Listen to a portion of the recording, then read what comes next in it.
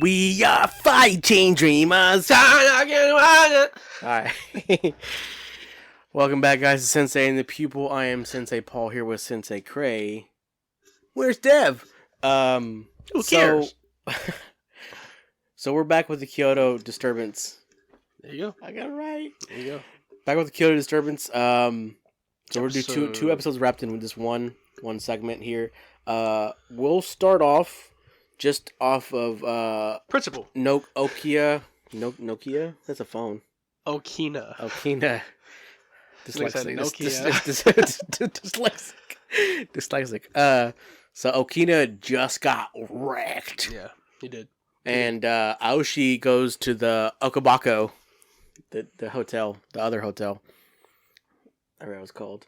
Okay. But anyways, he goes to the hotel and confronts everybody. He's like, where's Kenshin? Aoya. Show me Kenshin, Aoya. And everybody's like shitting bricks because that means Okina might be dead. Yeah. But the doctor comes just in time to save him.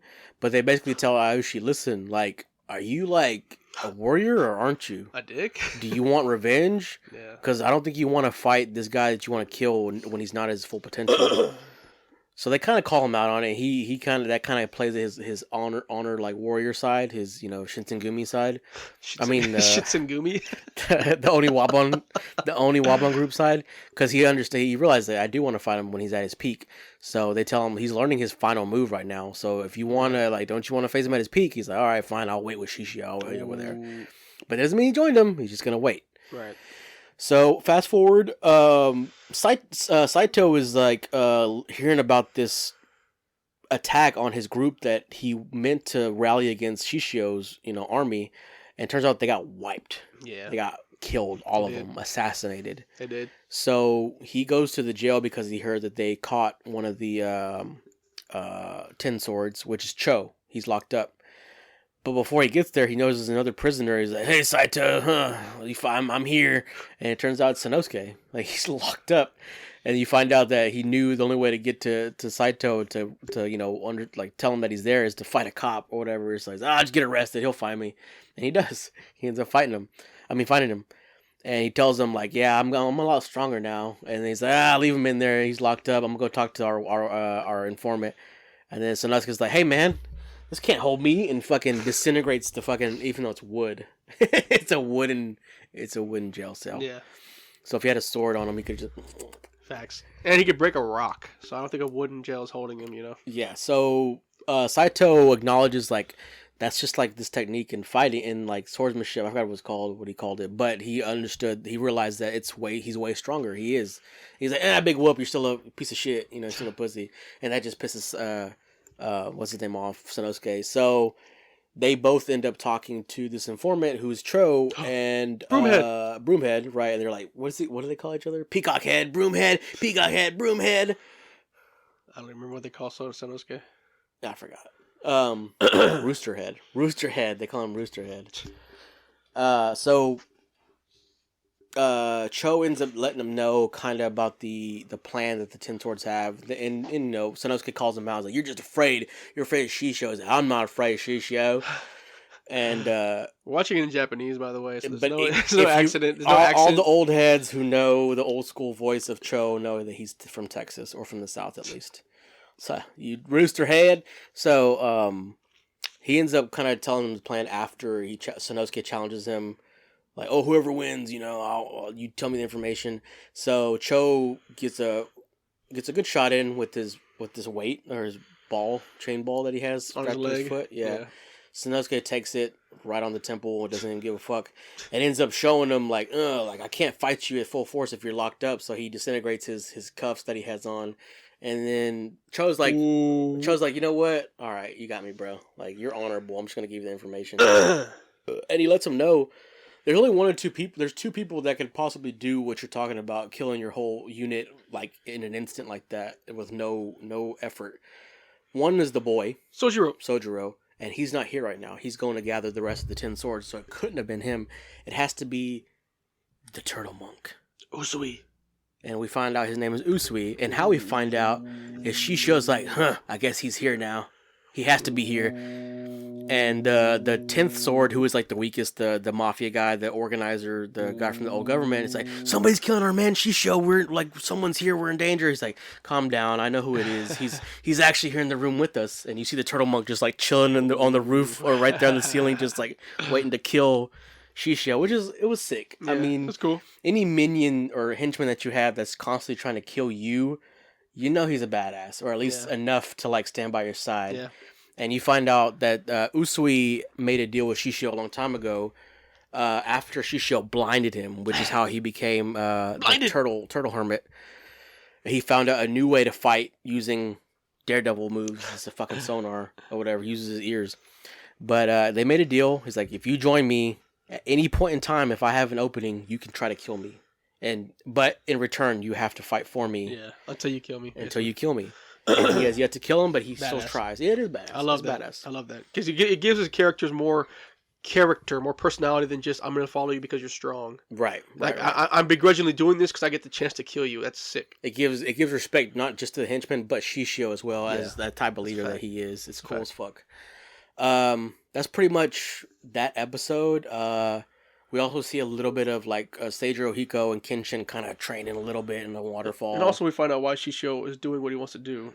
Okay, right, yeah. At the very end they say it. We do end up finding that out. Obviously he's burned, and we find out how he got burned. He used to be a manslayer, just like Kenshin. He's basically the next up after. He's the successor of the Batosai name, and he did so well at his job that the government actually wanted to kill him. So they set up a plan to let Shishio and a few other whatever insurgents act like terrorists, but really the guys the government put together to kill him. They sabotaged the whole plan and ended up trapping him in a building and setting it on fire. But the whole plan was, what they told him to do is start fires all around Kyoto to cause anarchy in the government and to overthrow the government. But instead, they killed Shishio as a betrayal, and Shishio said, "You know what? I'm going to use their plan against them. I'm going to get my whole army and the 10 swords to set fire to Kyoto, and I will overthrow the government that betrayed me." So he has a decent reason to do this. Like, it's not like obviously he's not in the right because he's a bad guy, but you understand why he's doing this. I do. I wouldn't say it's a decent reason though. Anybody with power can do whatever they want. Yeah, but it's like a rogue soldier got betrayed by his government, and so he's like, you know what, I'm gonna be a mercenary and fuck them up. Yeah, okay. It's understandable. I'm not saying I'm on his side, but I definitely can fuck with what he's trying to do. Okay. That's that episode. Move on to the next one. We open to Seijiro Hiko. He's training. He's not. Well, he is training Kenshin at the same time, but he reflects back on how he first met Kenshin. Yeah. And then opens up with a gruesome fight between him and a bunch of fucking bandits and peasants, which he's cutting them apart. He's like, he's not using the Sakamoto at all. He is using a sword, killing people. Yes, and he shows you the reason why he is the master of his his skill, his moveset. He saved Shinta. He saves a young boy who's crying, who's kind of like looking at these 3 dead bodies of women, and so his name is Shinta. He finds out later his name is Shinta. That's his name, Shinta. It's not his name anymore. Shinta. So he saves this boy, and it's like, listen, go to the village near here, tell them that what happened here. They'll take care of you. You know, you'll be fine. And later on, he finds out that the boy never left. Like nobody's heard of him or seen him. So he goes back to this battle scene. And he finds out he buried everybody. Not just the women that he cared for, but the bandits. Right. And the people that he was with, the caravan. And he's like, well, what about these people? Like, I'm sure you cared for me. He's like, actually, they were slavers. Yeah. The people that took me, my parents are already dead. These guys actually took me from them, from their dead bodies. And these bandits, like, at the end of the day, a body's a corpse. Like, at the end of the day, it doesn't matter what you did before. And that kind of piqued Sojiro's, Hiko's, whatever we want to call him, first last name. Now, that's a backstory I haven't seen much. Not the one where Seijiro pick. Of course I've seen like you grab a kid that's an orphan, you make him your student. Right. I'm talking about Shinta's backstory. Like he was all slavers anyways. Right. Like I thought they were his parents who died. Nope. But it was slavers. Pieces of shit. Yeah, the only ones he really cared about were the 3 women that also got taken by the slavers, and you could tell he differentiated them with rocks as headstones and stuff. I keep trying to find why is Kenshin so kind. like I keep trying to find like where that originated from, and it's not from his childhood because his childhood was really really hard. Right. So that's he became kind because he's seen the shittiness. Right. He didn't start off as kind, then became a badass. Then he started off like always kind of in the mud, but still he's like in his heart of hearts he's like I'm gonna still bury. He's like good. And even in the shittiness, he found certain people that, despite all of this, still were kind people. Like those 3 women. Yeah. Like Yahiko.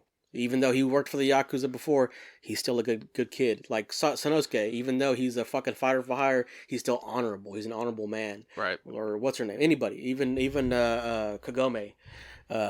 Fucking what's her name? What's her name? Kuzuryusen. No. I don't remember. What's her name? The fucking, Kaoru? Yeah, Kaoru. Oh. Like, she's in this world of men that probably could overtake her, but she practices a sword that doesn't kill. Like, there's still hope in this world, which is why he fought the war in the first place.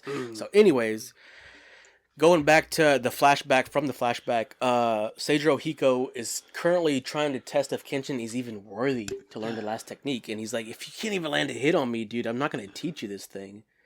And he lands, I guess he barely even hurts his fucking arm guard. He's like, doesn't really, I guess it counts. You connected. Yeah, you connected. So he does teach him like sort of a breakdowns his like the basics of swordsmanship and what his moveset comes from. And he tells him, before I teach you the final move, just know that one of us is gonna die. Like that. This is the only way to learn the move. Kuzuryusen. Yeah, I'm a kid. It's a long name. I'm a Kakeru. Nureki or something like that. I don't think I wrote down the whole one. Oh yeah, I did. I'm a Kakeru Ryu no Hiramike. Yeah, Hiramike. Yeah. So that is the name of the final move, and basically, it's he teaches him first how to do a 9/hit using his near godlike speed. But then he says, this is not the final move. This is just the move I'm best at. The final move can counter this move. Yeah. But if you learn it, he basically told him, I killed my master learning this move. It is your obligation to learn this and kill me. Or you don't learn it, you fail, and I kill you. Right. So I thought that was a sick thing to do. Like, that's like some Sith shit, bro. Like, either you learn this or you die. Like, one of our lives is going to end. So it's cool that he passed that on to him. But of course, he used the Sakamoto sword. Yeah. So when he uses the final move, you just see this giant bruise. Dude, that was sick. The way it fucking cool. Deep is like fucking started spreading across his whole body. Yeah. But before we see that, I'm sorry to backtrack. Seijiro Hiko is a daddy, bro. You see how fucking dude he is straight torso. He is slim down. He takes off his cape to fight Kenshin, which is weighted. Speed. Yeah, his cape is weighted, and he's like when it falls, you see like a dust cloud because it's heavy as fuck. He looks like freaking Dio. Like he just swole. He looks like JoJo. Dude, like freaking Jonathan Joestar just swole. But probably more defined. Maybe. He has veins. You see his fucking veins on his arm, bro? If you're flexing, if you're swole in a kimono, you're swole because kimonos are loose. So he tells them like I've been using this is just me, like I've been doing this since day one, and the reason why you can't overpower me is because you're lacking weight and strength. I have that. You're not gonna survive, but he does. Yeah, you're not. But honestly, Kenshin's style is probably better for this because he's faster. Right. And that's what he tells them. There's only one way to do this, and that's to draw from the sheath and use above near godlike speed. So you have to actually surpass that speed, which he does. Which is bullshit. It's not. Just saying, dude. I'm just saying, like, my only gripe with this whole thing is like, remember how he had to hit his armband to get to the next level? Yeah. Then right after that, you learn the ultimate move that's faster than your master, even though you couldn't stop him at all. But dude, just do this. But what was he missing? He was missing the will to live. Ugh. That was it. That gave him more speed. It did. No, well, not so much. Right. Not so much the will to live, but to live for other people. Because that was what he was so hell bent on not caring about his own life because he thought he was irredeemable. He was trying to redeem himself. He's like, I've been preparing to die my whole life, like this whole time, ever since I became a fucking roaming warrior samurai, that I'm ready to die for my past sins. But then he starts remembering Yahiko, fucking Sonosuke, Miss Kaoru, everybody that I've ever fought for or with. Like, I can't die because if I die, then they're gonna be sad, and that's what his master tells him. You're missing that will to live, and that's why I want you to like want to live because I'm about to kill you.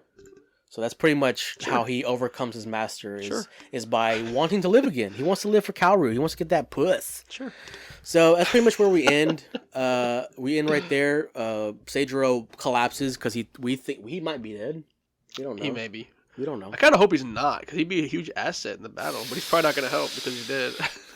So, anyways, that's where we stop. You gotta take out the OP characters. The OP characters can't fight the villains. Kenshin did, in fact, learn the new move. He's ready to take on Shishio. Everybody's here in Kyoto. It's go time. I want to say too that I was really mad when they changed the first opening from Chained, because I love that song. And now I really like this opening. I'm getting used to it. I keep playing it every time, and Kenshin's openings are really holding the show up for me. And this last one, episode 15, was the best episode I've seen of Kenshin, hands down, where he got this move. But the openings have been holding the show up for me, and I really like the opening. We didn't ask. I like the visuals of this. The opposition of Kenshin's bright, colorful strings that are coming down and his friends, and then it turns to Shishio fire. The things are on fire, and the cloth is tattered. It's visually, I like it. I like it a lot. You wouldn't understand it because all you think about this song. I'm thinking about the whole package. That's the problem with Kaiju. Number 8's opening. It was. Dude, the visuals are cool, but the song sucks. The song was so great. Save me! All right. Anyways, we'll be back with the next episode. Hopefully, there'll be more fighting to come because now that everybody's together, it's time to attack. Okay. I fucking hope so, dude. I'm ready for the disturbance part of this. This is the disturbance. It's more disturbing you that you don't know what you're talking about. You fucking casual. It's more like I'm disturbed at how much time I'm wasting. I'm just kidding. This has been Sensitive to the People. I'm disturbed that this is my friend that I'm reviewing this show with. We're out.